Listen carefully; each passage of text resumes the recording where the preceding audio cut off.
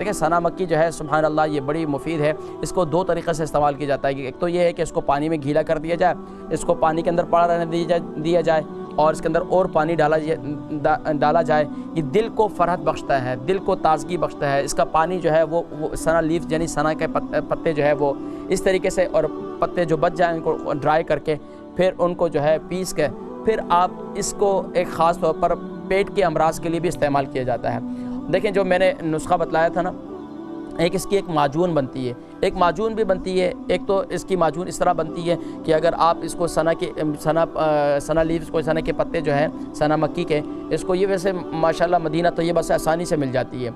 ये क़ुबा मस्जिद के बाहर देखें, वहाँ भी ख़वातीन बेच रही होती हैं, और इसी तरीके से वहाँ पर भी ख़ास तौर पर सैयदुश शुहदा सैयदना अमीर हमज़ा रज़ियल्लाहु तआला अन्हु की बारगाह में वहाँ पर भी काफ़ी आसानी से मिल जाती है सना लीव्स। तो अब इसका एक तरीक़ा ये है कि इसको अगर जिनको शुगर नहीं है वो जो है इसको यानी कि इसको ग्राइंड कर लें, ग्राइंड करने के बाद इसको उसके अंदर मिक्स कर लें, शहद के अंदर मिक्स कर लें, माजूर बन जाएगी।